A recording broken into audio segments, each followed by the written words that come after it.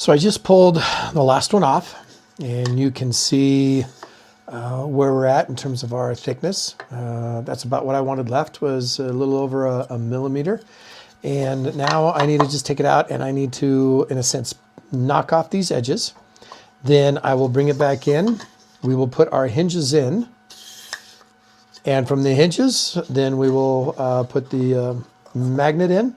And then once it's all lined up that way, we'll do a final sanding around all of the edges in order to just kind of clean this up. So I'm going to head out to the barn and use my little hand plane and clean this up just a little bit, just because I want to get those edges off. But you just kind of see how easy that came out. And boy, this is light. So we're going to have to obviously coat it so that it's waterproof, because if it were to drop into the river or into a lake, we don't want the water to ruin that. So let me go out and do a little work. So we're in the barn, and I've got my plane. I've got some of my sanding blocks, flat paper, and a flat table. So I'm just going to stick this in the vise. I won't bore you, but I'm just going to take this down nice and easy so that we can work with putting in the hinges. Now, again, reminder, do not sand everything down until the hinges are in and the box is then in alignment. Then it makes sense to go ahead and sand these in order to get rid of all of the scratch marks, as well as it aligns everything just in case those hinges go in slightly tweaked. So we're just going to go ahead and knock off these edges, and then I'll come back and show you some of the sanding. All right, so now we've got a box, and we've got hinges in, we've got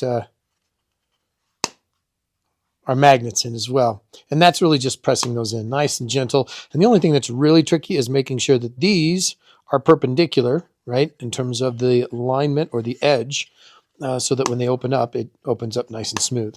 I like to use the table, and I'm just going to work on sanding back and forth, keeping it flat. Same thing on this side. And you'll find that the end grain is the one that takes the scratches the most, and you really work on that. And then you're just going to drag these corners to get those rounded out. You may decide to knock off the edges here as well, and I would recommend that. That way, when it is slid into the pocket, shirt pocket, vest pocket, anything of that nature, it goes in nice and easy. So again, I just take it and drag it. And then if I'm looking at edges, I may come in and work my edges this way in order to get that sanded. When I was working in the vise, I was using the hand plane in order to take off those edges, but it doesn't really work well on an end grain. That I took to a belt sander, and I did not go all the way because I wanted to be able to finish it in this direction.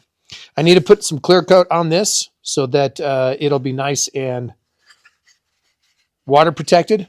I want to do the inside as well as the outside, and then we can do some designs if you so desire, as well as any kind of other engravings. We could either do an engraving on the xsTECH, or we can do something laser.